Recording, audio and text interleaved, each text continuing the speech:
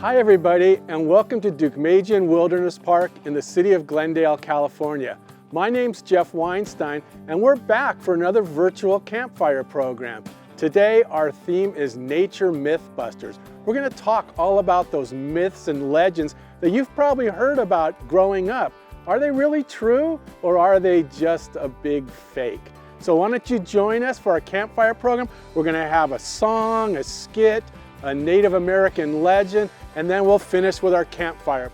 So get ready to go because Nature MythBusters is coming at you.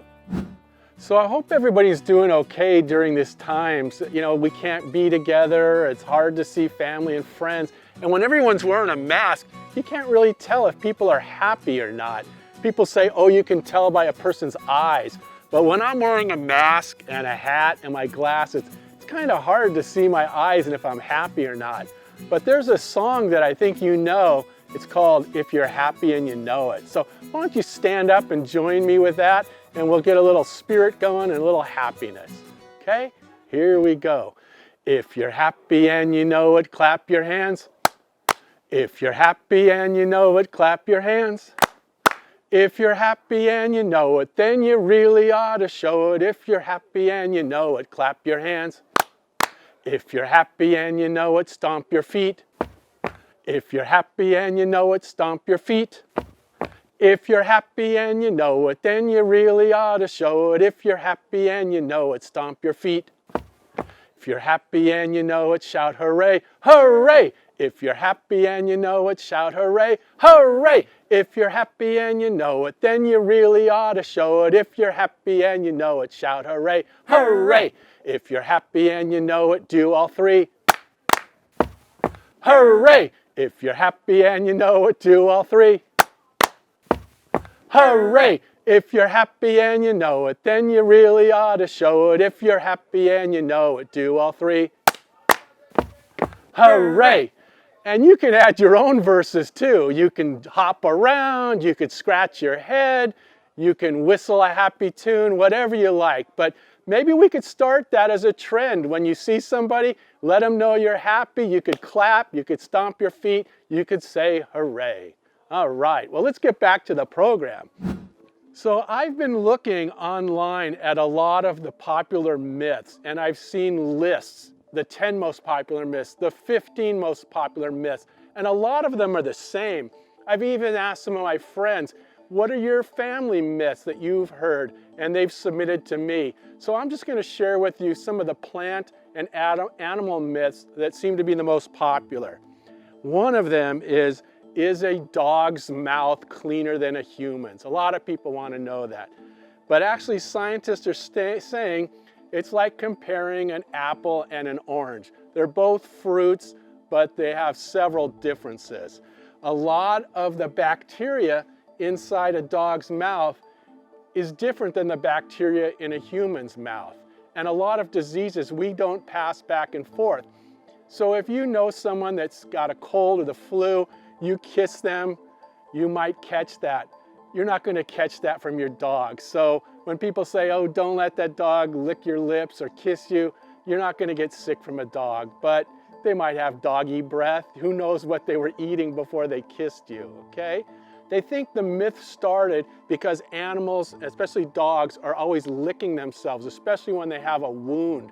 So that's kind of how that myth started. So to say, is a dog's mouth cleaner? I don't think we can really say that one's true or false. It's kind of in the middle. So you might need to do a little further research. I got a lot of my information from the internet, and as you know, you can't always trust the internet. I looked at several sites trying to get the most accurate information, but who knows? I found a nice little book. It's called the National Geographic Kids Myths Busted. And this has a number of the most popular myths, and it might be a fun read for you. So again, National Geographic Kids Myths.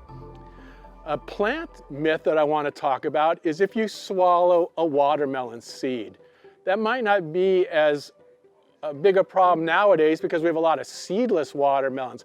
But when I was a kid, you had the watermelons with all those black seeds in them, and they'd say, if you swallow those seeds, you're going to get a watermelon growing in your stomach. But actually, that's not true. you can't break down the shell or the husk on that seed. It's just going to go right through you. In a couple of days, when you go to the bathroom, those seeds are going to come out. So that myth is not true. You won't be growing a watermelon inside of you. A similar one is if you swallow a piece of gum. Some people say that gum is going to stay inside of you for up to 7 years, but that's not true either. I don't know how that one started. I don't know if people thought the gum is sticky, it's going to stick inside your stomach or your esophagus, but that gum also is not going to get dissolved by your stomach acids. It too in a couple days will come right through you. But you shouldn't make a habit of swallowing gum because who knows what that might do to you. Okay? Another popular myth is if you touch a frog's warts, you're going to end up with warts on your hands. That too is only a myth. That's not true. The human warts are caused by a virus that you have inside of you. The warts on a frog, not going to affect you.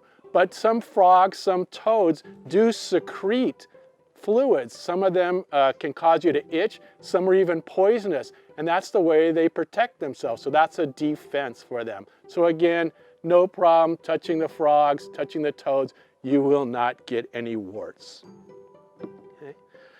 An animal that has a number of myths about it is an elephant. And I think it's because it's so big and maybe people don't understand it. Elephants, we find them in Africa and in Asia, and you might see them in the zoos and in the old days in a circus.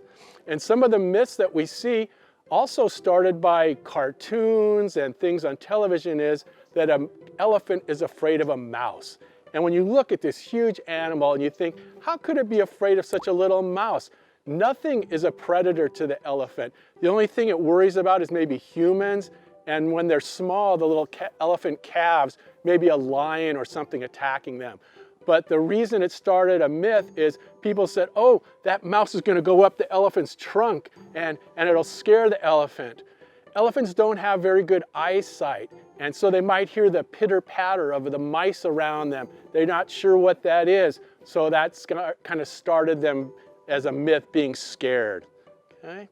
Another elephant myth is with their trunk. I don't know if you knew this, but the trunk is actually the nose and the upper lip of the elephant. And they use that to pick things up and to breathe. They can go underwater, use it like a snorkel. People think it's like a giant straw because you've seen them suck up water. But if you've noticed, they don't suck the water all the way into their mouth. They use it and then will squirt it into their mouth or use it for a shower. So they have muscles, but then there's also a place that it's closed off to prevent the water from going up its nose.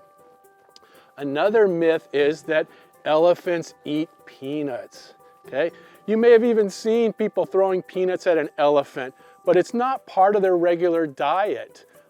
In Africa, in Asia, they don't eat peanuts. This myth started when the elephants were first brought into the country as part of circuses and zoos. They would sell popcorn and peanuts to the people, and folks would take the peanuts and throw them to the elephant.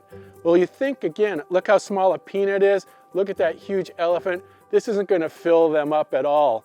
Plus now, scientists have said there's too much protein in the peanut for an elephant. They need to have a balanced diet. So they might eat a peanut now and then, but it's not their main diet. So I hope that answers your questions about elephant myths, such as mice, their trunks, and peanuts. Okay? Excuse me, sir, can I help you? I'm putting out elephant repellent. Elephant repellent? This is the city of Glendale. I just told everybody we don't have elephants here. They're from Africa and from Asia. See, it works.